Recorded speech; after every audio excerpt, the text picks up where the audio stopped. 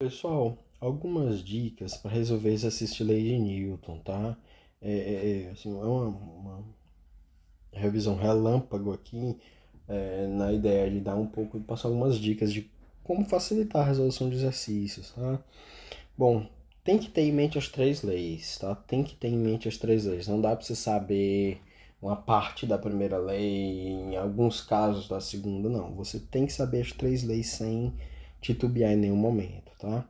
Então, a primeira lei, basicamente, é a lei da inércia, né? Que trata da inércia. A inércia é a propriedade da matéria, tá? E ela tem importância conceitual muito grande. O que é que diz a primeira lei? Todo corpo permanece em seu estado de repouso ou de movimento retilíneo uniforme, a menos que seja compelido a mudar esse estado pela ação de forças, né? Ou seja, o corpo vai ficar do jeito que ele está. Se ele mudar é porque houve alguma força, né, que atua sobre ele. A segunda lei é o princípio fundamental da dinâmica, diz o seguinte: força resultante, isso é muito importante, ou seja, do lado esquerdo você tem que somar todas as forças que atuam, né, naquele corpo. É igual a massa vezes a aceleração do corpo. Pronto. Né? E a aceleração, a definição de aceleração, nós já temos, né, dos capítulos anteriores, é a derivada da velocidade em relação ao tempo, é a derivada segunda da posição em relação ao tempo. Tá? Então, qual é o conteúdo dessa lei? O conteúdo dessa lei é o seguinte: eu posso conhecer o movimento, ou seja, conhecer a aceleração, a derivada da velocidade, a derivada da segunda da posição em relação ao tempo, se eu conhecer o lado esquerdo, ou seja, se eu conhecer a soma das forças que atuam sobre o objeto. Tá? E aí, soma de forças, eu estou falando soma de vetores, tá? Porque força é vetor. Lei da ação e reação.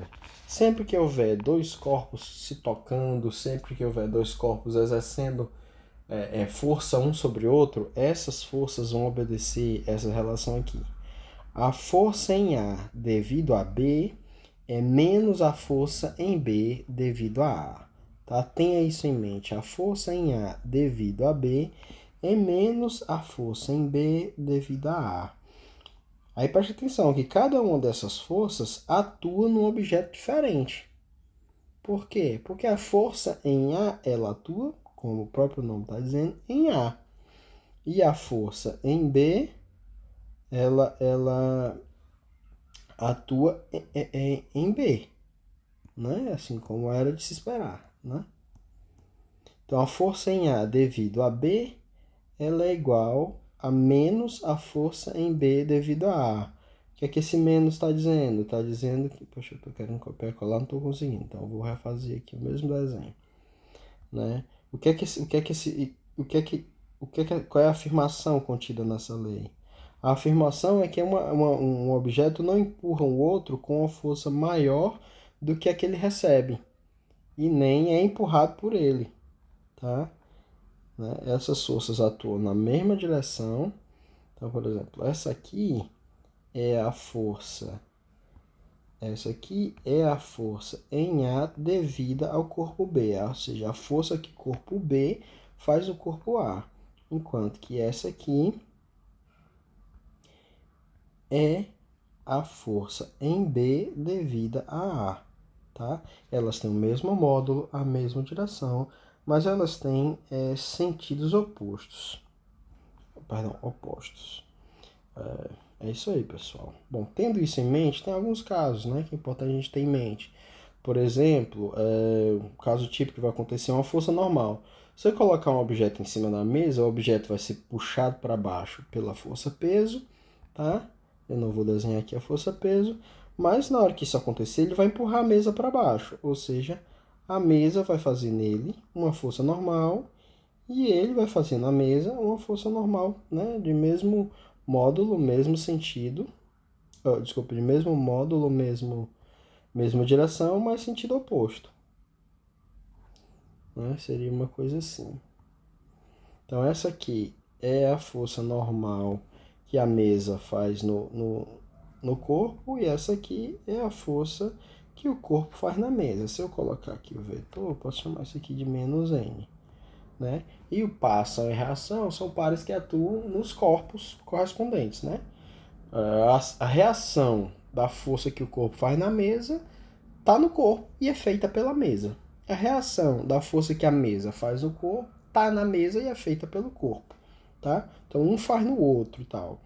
É uma dica interessante, sempre que você tiver um fio, por exemplo, aqui esse sistema, eu vou ter uma tração aqui, né? Mesmo que esse fio faça uma curva desse tipo aqui e tal, a força é a mesma. O módulo da tração é a mesma. Por quê? Porque em cada pequeno ponto aqui, né, eu tenho que ter um equilíbrio entre essas forças, tá? Né? Porque senão eu partiria o fio. Tá? Então, em cada ponto, a tração do fio é a mesma. Tá? Então, se você tem uma balança de mola, tá? Significa que esse corpo aqui tem uma massa muito pequena, desprezível. Né? Então, você está...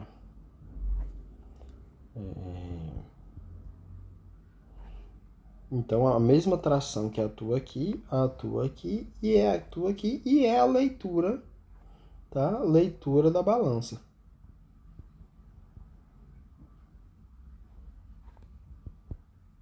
Isso vai ocorrer em alguns dos problemas que podem aparecer, né? Se tiver um plano inclinado. Bom, num plano inclinado, a força que a gente tem é a força-peso. Como a gente sabe, ela é vertical dirigida para baixo. Essa aqui é a força-peso. Se ela é vertical dirigida para baixo, significa que ela é paralela a esse lado aqui do plano. Significa mais ainda que esse ângulo é 90 graus. Se esse ângulo é 90 graus, pessoal, significa o seguinte, que esse ângulo aqui é 90 menos θ, né? Então, se eu traçar aqui a reta normal, por esse ponto, quanto que vai ser esse ângulo aqui? Vou até fazer de outra cor. Esse ângulo aqui vai ser θ, né? Como a gente sabe que o objeto nem entra no plano, nem é empurrado para longe do plano por ele, né? A gente sabe que vai ter uma componente aqui e vai ter outra aqui. Essa aqui é o mg cosseno θ, né? Que eu vou desenhar ela aqui com outra cor. Aqui ela, ó. Então, essa componente aqui, ela atua, né, nessa direção, na direção normal. Qual é a outra força que atua sobre o bloco e está na direção normal? A outra força que atua sobre o bloco e está na direção normal, olha só, é a normal. Né? Eu estou pegando somente a que atua sobre o bloco. Eu não estou pegando a que atua sobre o plano inclinado. Vou dizer que ela tem módulo N. Como esse objeto nem anda nessa direção e nem nessa direção, ele está em equilíbrio na direção normal, significa que mg cosseno θ é igual a N.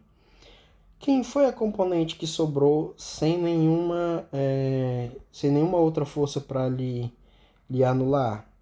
Exatamente, essa componente, que é a componente mg seno de θ, isso aqui é a sua aceleração e atua na... Ups, aconteceu uma pequena besteira aqui, deixa eu voltar. E atua na direção... nossa, eu tô cometendo uma besteira atrás da outra aqui. E atua na direção do plano, né, para baixo, né? Então essa aqui é a sua força resultante, que é igual a massa vezes a aceleração. Isso aqui vai embora. Qual é a aceleração com a qual o bloco desce o plano?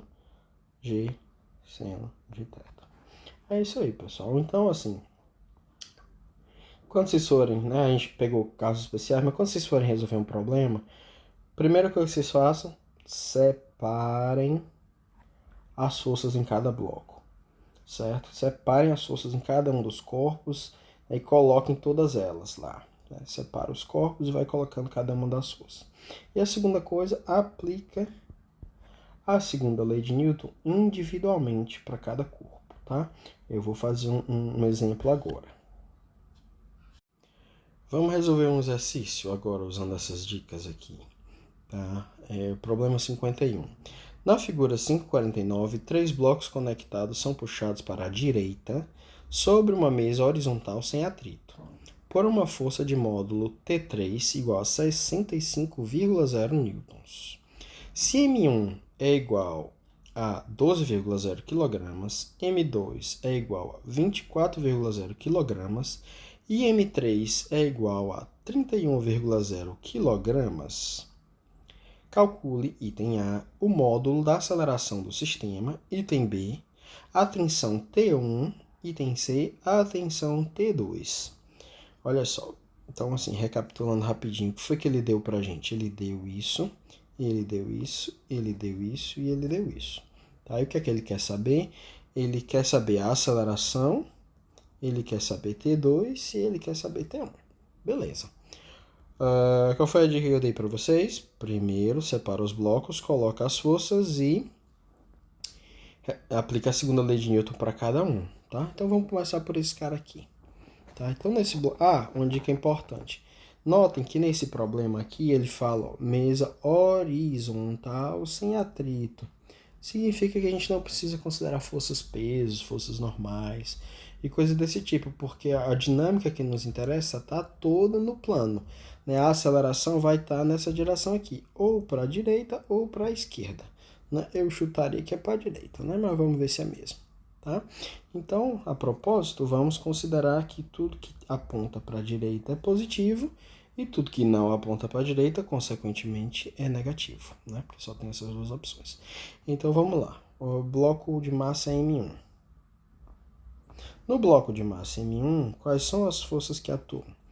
Apenas T1 para a direita. Então, como é que é a segunda lei de Newton? T1 é igual a M1 vezes A. Tá? Professor, por que é a mesma aceleração para todos os blocos? Porque os blocos são solitários. Se esse bloco aqui andar para a direita com aceleração maior do que a desse bloco aqui, significa que a taxa de variação da velocidade dele é diferente, ou seja, ele está acelerando em relação ao outro, a posição dele está tendo a derivada segunda, né? E na prática você está esticando o fio. Aí a gente não considera que esses fios sejam passíveis de serem estendidos, tá? Eles são inextensíveis, tá? São fios ideais, certo? Então isso foi a massa M1. Massa M2, como é que é o sistema? Bom, você tem aqui um bloco, você tem T2 para a direita, mas você tem T1 para a esquerda. Pessoal, por que é T1? Porque é o mesmo fio, tá? Mas na hora de colocar, veja bem, né? Na hora de colocar na segunda lei de Newton, veja bem, você vai ter T2, que é positivo, menos T1, porque T1 no bloco M2, aqui, ó, o T1 aponta para a direita, certo? Então vai ser T2 menos T1 é igual a M2 vezes A, tá?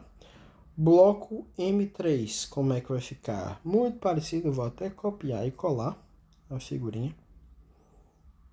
Aliás, eu vou copiar e colar e não cortar, né? Com a diferença, pessoal, que agora nós vamos ter os nomes das trações vão mudar, né? Porque a tração que atua no bloco 3 para a direita é T3. A que atua no bloco 3 para a esquerda é T2. Então, nós vamos ter T3 menos T2 é igual a M3 vezes A. Então, você tem aqui uma equação, duas equações, três equações. Você tem uma variável, duas variáveis, três variáveis, porque nós conhecemos as massas e nós conhecemos T3.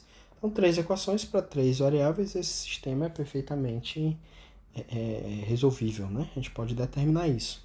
Como é que a gente faz? Bom, o que é que eu sugiro você fazer para facilitar a sua vida? Eu sugiro que você some as três equações.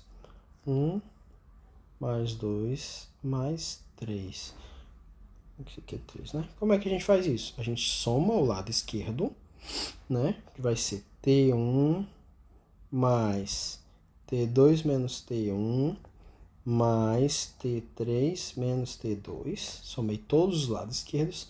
São iguais, né? Isso é igual à soma de todos os lados direitos, que é M1 vezes A mais M2 vezes A, mais M3 vezes A, certo? Então, isso aqui é o que você vai obter se você somar as três equações, certo? E aí, bom, olha só, pessoal, eu tenho T1 menos T1. Eu tenho T2 menos T2. Só sobrou do lado esquerdo T3. Do lado direito eu posso colocar o A em evidência, vai ficar M1 mais M2 mais M3 vezes A, né? Consequentemente, eu posso resolver igual a A vai ser igual a T3 dividido por M1 mais M2 mais M3. Pergunta: teria alguma forma de você chegar nessa aceleração sem fazer do jeito que eu fiz? Pense aí se tem uma outra forma. Beleza, pessoal, a gente já tem o A. Vamos olhar aqui os números. T3 é 65 newton, igual a 0 newtons. Quem que é o M1? 12,0 mais 24,0 mais o que, meu Deus? Mais 31,0. O que mesmo? Quilogramas. Então, isso vai dar 65 newtons. O que é um newton? É 1 quilograma vezes metro por segundo ao quadrado. E agora, eu vou dividir isso por 12 mais 24 dá 36. 12 mais 24, é isso mesmo? 12 mais 24, exatamente. 12 mais 24 dá 36, mais 31 dá 37. Então, deu 67,0 quilogramas. Então, isso aqui dá 65,0 dividido por 67,0. Quilograma vai embora com quilograma, metro por segundo ao quadrado.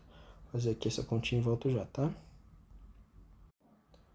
Bom, se você fizer essa continha aí para aceleração, você vai obter que a aceleração é 0,97 metros por segundo ao quadrado.